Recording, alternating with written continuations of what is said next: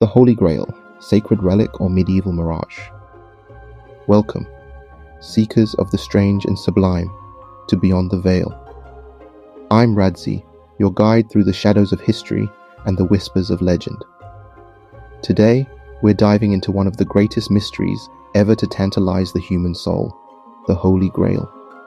Is it the sacred cup of Christ, dripping with divine power? Or just a medieval tall tale spun by poets with too much mead and imagination? Grab your metaphorical swords, because we're about to embark on a quest that's part treasure hunt, part spiritual odyssey, and, spoiler alert, probably won't end with us sipping from a golden goblet, but that's half the fun, isn't it? Before we plunge in, do me a favor, hit that subscribe button, give us a like, and smack that bell icon so you never miss a journey into the unknown. Trust me, you'll want to stick around for this one. So what is the Holy Grail? If you've seen Indiana Jones and the Last Crusade, and if you haven't, what are you doing with your life? You might picture a humble carpenter's cup glowing with celestial light. The legend says it's the chalice Jesus used at the Last Supper, the very vessel that held the wine he declared his blood. Later, it's said Joseph of Arimathea, the guy who buried Jesus, used it to catch the blood dripping from the cross. Pretty metal, right? But here's the kicker. The Bible, yep, Matthew, Mark, Luke, and John, doesn't mention this cup doing anything special after supper. No glowing, no blood collecting, nada. So where did this story come from? Fast forward to the 12th century, and enter Chrétien de Troyes, a French poet with a knack for drama.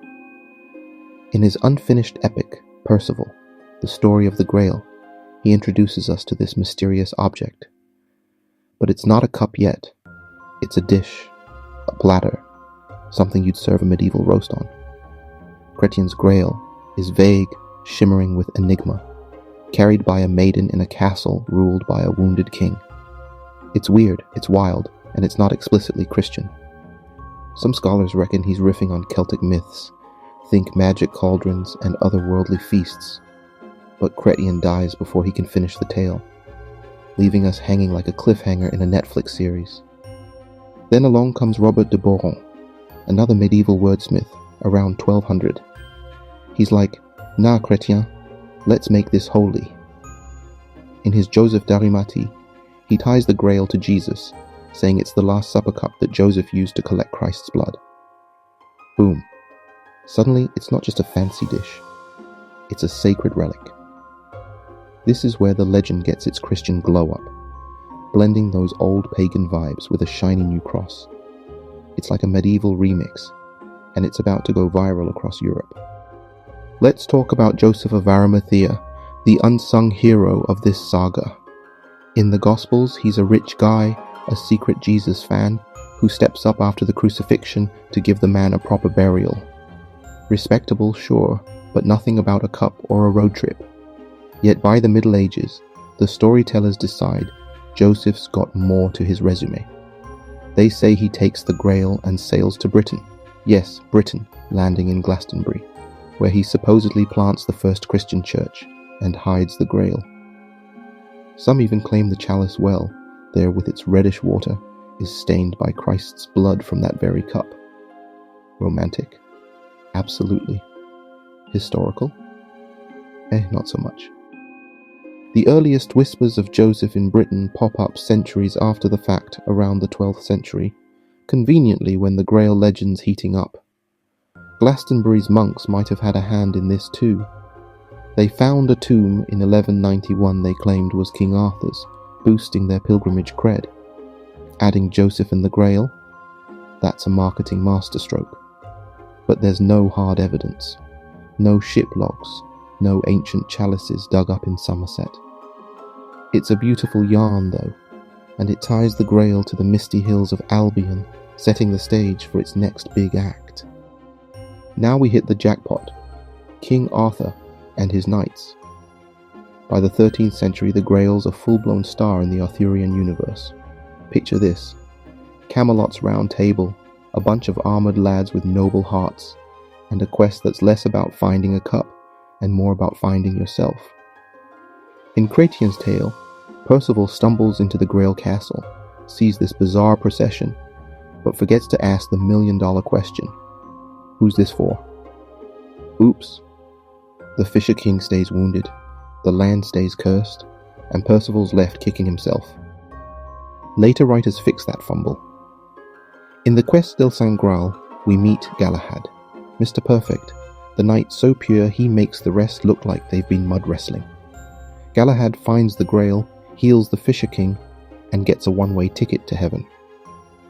It's less about the object, and more about what it represents: divine grace, enlightenment, the ultimate spiritual flex. The Grail's not just a treasure, it's a mirror, reflecting the soul of whoever seeks it. And that, my friends, is why it's stuck with us for centuries. But here's a twist. Some say the Grail's not even a cup. Wolfram von Eschenbach, in his 13th century Parzival, calls it a stone, maybe a meteorite, maybe something alchemical. Is it a chalice, a dish, a rock? The medieval mind loved a good riddle, and we're still scratching our heads. Enter the Knights Templar, because no mystery's complete without some hooded crusaders.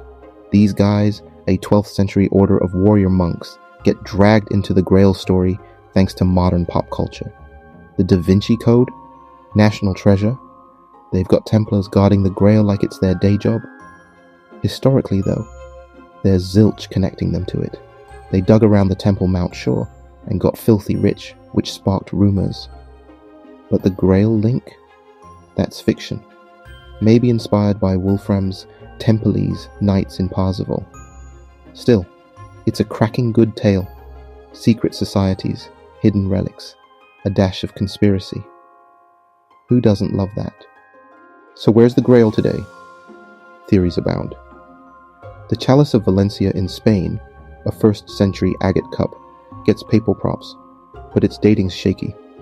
Glastonbury's chalice, well, poetic but no proof. The Vatican? They've got secrets, but no one's coughing up a Grail. Oak Island in Canada? Templar fans say yes. Skeptics say it's just a hole in the ground. And the Antioch chalice? Cool artifact, but 6th century, too late for Jesus. Every spot's got a story, none's got the goods. The Grail's the ultimate tease, always just out of reach. From Indiana Jones to Monty Python and the Holy Grail, it's only a model. This legend's woven into our cultural DNA. It's not just a cup, it's the quest. In Christian terms, it's redemption, eternal life. In Arthurian lore, it's self-discovery. Today, we call anything elusive the Holy Grail, the perfect job, the ultimate answer. That's its real power. It's whatever we need it to be. Maybe it's not about finding it, but about what we learn along the way. So, here's my question for you. What's your Holy Grail? Is it a physical thing? A relic to chase? Or a metaphor for your own journey? Drop your thoughts in the comments. I'm dying to hear them. That's it for today's quest, folks. The Holy Grail. Sacred relic or medieval mirage? I reckon it's both. A story that's kept us guessing for 800 years and counting. If you've loved this dive into the esoteric, hit that subscribe button, like this video, and ring that bell. We've got more mysteries to unravel together. Share this with your fellow seekers too. Let's spread the wonder. Before I go, here's an affirmation to carry with you. Repeat it with me 3 times. May my own quests be filled with wonder. May I find my own Holy Grail in whatever form it takes, and may I always keep seeking beyond the veil. Again, may my own quests be filled with wonder. May I find my own Holy Grail in whatever form it takes, and may I always keep seeking beyond the veil. One more time. May my own quests be filled with wonder. May I find my own Holy Grail in whatever form it takes, and may I always keep seeking beyond the veil. Feel that? That's the magic of the journey. Until next time, keep your eyes open and your spirit curious. This is Radzi, signing off from beyond the veil.